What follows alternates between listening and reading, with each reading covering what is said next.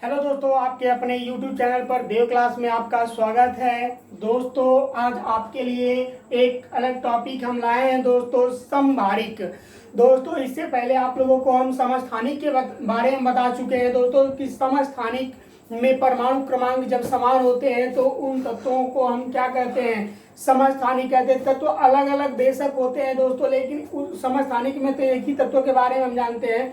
समभारिक यदि हम पढ़ेंगे दोस्तों, समभारिक में अलग अलग तत्व रहेंगे, लेकिन उनकी जो द्रव्यमान संख्याएं होंगी वो एक समान, तथा परमाणु संख्याएं या परमाणु क्रमांक जो होते हैं दोस्तों वो क्या होते हैं, भिन्न भिन्न होते हैं। अर्थात आप परिभाषित कर सकते हो उसे कि वे तत्व या वे परमाणु जिनकी द्रव्यमान संख्याएं समान परंतु परमाणु संख्या या परमाणु क्रमांक भिन्न भिन्न होता है, वे तत्व या वे परमाणु क्या कहलाते हैं दोस्तों, समस्थानिक कहलाते हैं। ठीक है दोस्तों, क्या कहलाते हैं, समस्थानिक कहलाते हैं। दोस्तों, इससे आपको हम बिल्कुल लॉजिकल रूप में एक तरीका बताएंगे कि अगर आपको पता करना होगा कि परमाणु द्रव्यमान जो है समान क्यों होता है, तो उसके लिए दोस्तों एक लॉजिक आपको हम बता दे रहे हैं। आसानी से आप उसके किसी भी तत्व का जब द्रव्यमान संख्या को चेक करना होगा कि कौन समस्थानिक है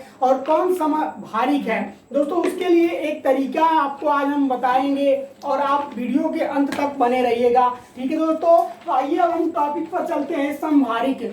जैसे दोस्तों आपको हम बता दें कुछ तत्व के बारे में, यानी आर्गन को यदि हम ले लेते हैं। ठीक है दोस्तों, क्या ले लेते हैं, पहले आर्गन ले लेते हैं। तो आर्गन का जो परमाणु क्रमांक कितना होता है दोस्तों, 18 होता है, और परमाणु इसका भार कितना होता है दोस्तों, 40 होता है। कितना होता है, 40 होता है। उसी तरह से हम बात कर लेते हैं कैल्शियम के बारे में। तो कैल्शियम का परमाणु क्रमांक 20 तथा परमाणु भार इसका कितना होता है दोस्तों, 40 होता है। अब यहाँ पर आपको ये दिखाई दे रहा है कि इन दोनों के परमाणु भार क्या है, आपस में समान है।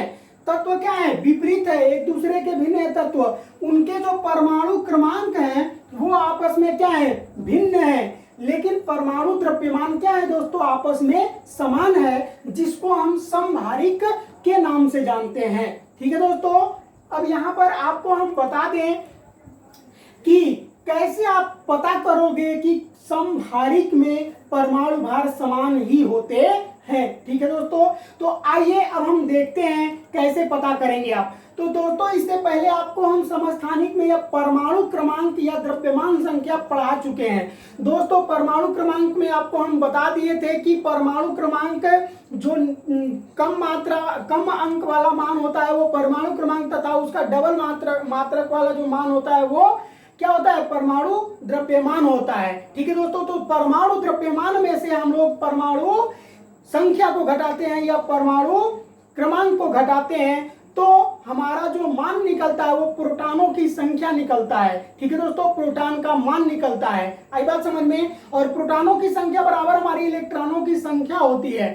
ठीक है दोस्तों, तो हम उसी टॉपिक के अनुसार, यदि आप उस टॉपिक को नहीं देख पाए तो प्लेलिस्ट में उसका वीडियो पड़ा हुआ है, जाकर के आप प्लेलिस्ट में उसका वीडियो देख लीजिएगा। ठीक है दोस्तों, तो आइए अब हम टॉपिक पर चलते हैं। कह रहा है दोस्तों यहाँ पर कैसे आप पता करोगे, क्या करोगे दोस्तों, कैसे पता करोगे कि परमाणु भार जब समान होते हैं तभी समस्थानिक तत्व कहे जाते हैं। ठीक है, तो आइए देखते हैं।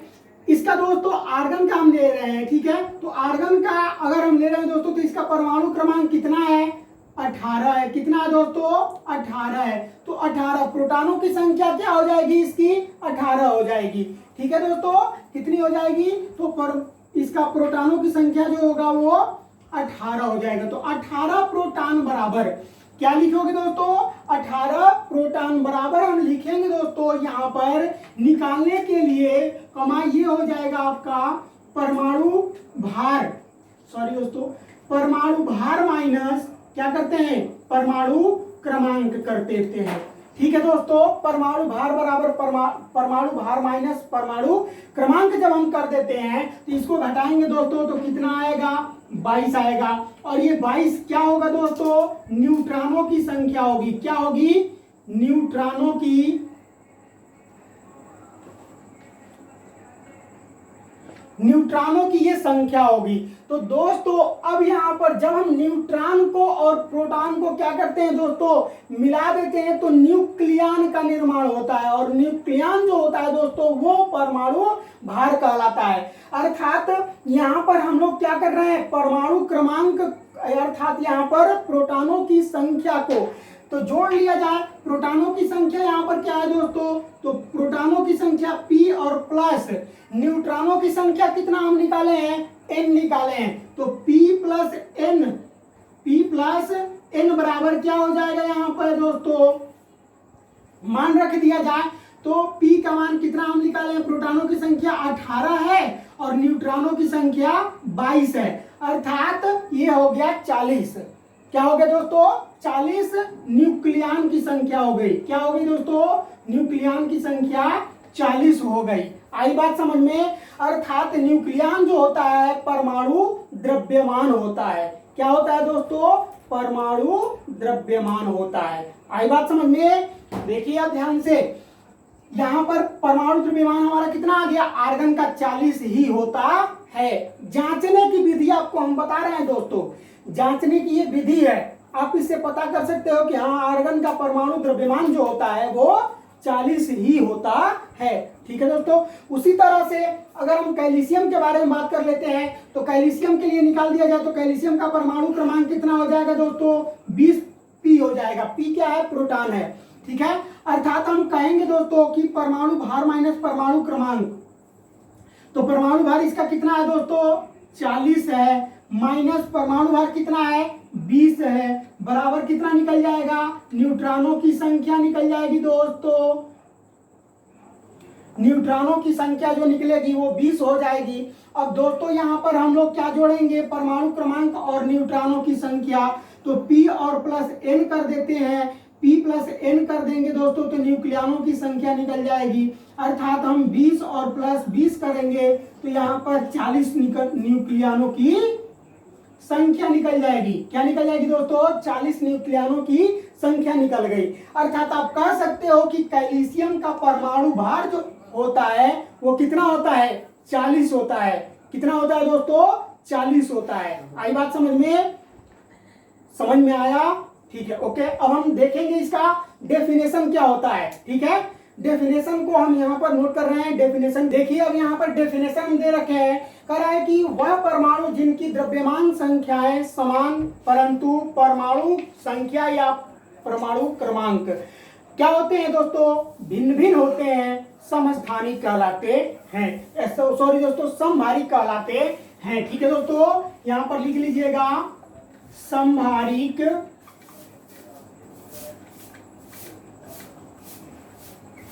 कहलाते हैं।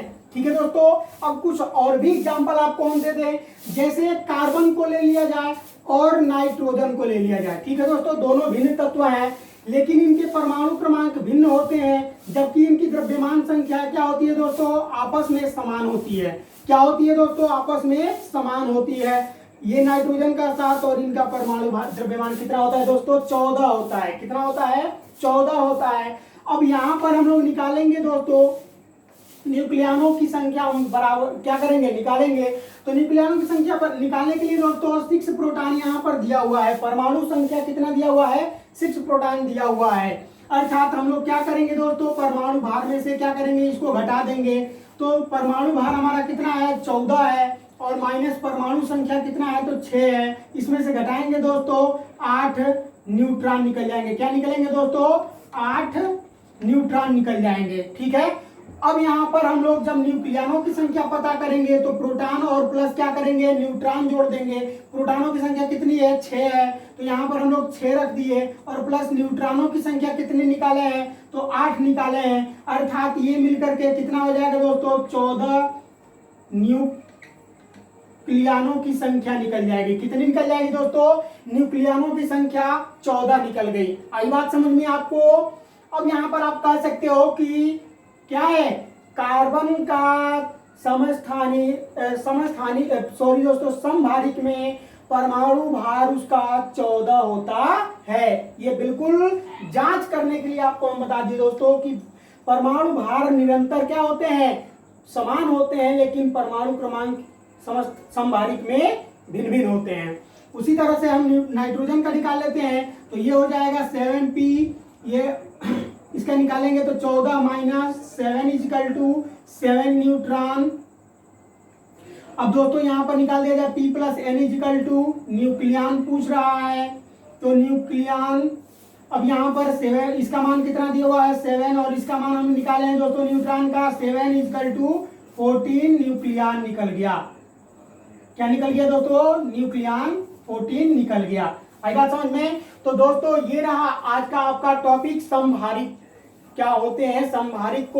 समभारिकों में उनकी द्रव्यमान संख्याएं समान कैसे होती है, हम यहाँ पर लॉजिक के रूप में आपको निकाल करके दिखा दिए हैं। दोस्तों अगर ये वीडियो आप लोगों को पसंद आए तो इस वीडियो को लाइक करें, हमारे चैनल को सब्सक्राइब अभी तक नहीं किए हैं दोस्तों तो चैनल को सब्सक्राइब कर बेल आइकन का बटन दबा दें ताकि हर नोटिफिकेशन आप तक पहले पहुंच जाए। दोस्तों इस वीडियो को अपने दोस्तों में अधिक से अधिक शेयर कीजिए ताकि और वो लोग भी पढ़ सकें, इस लॉकडाउन में दोस्तों वो लोग भी पढ़ सकें। दोस्तों आपके एक लाइक से कुछ नहीं होगा दोस्तों, बहुत मेहनत करते हैं। अगर आपको कुछ समझ में नहीं आ रहा है तो कमेंट बॉक्स बनाया गया है दोस्तों, कमेंट बॉक्स में आप कमेंट करके हमसे पूछ सकते हैं दोस्तों, ताकि अगर पूछेंगे आप तो हमें लगेगा कि हाँ जहाँ अंडरस्टैंडिंग हो रही होगी वहां पर हम क्या करेंगे दोस्तों, इम्प्रूव करेंगे, अपने आप में सुधार करेंगे और अच्छी वीडियो और आपके लिए हम लेकर आएंगे। धन्यवाद दोस्तों।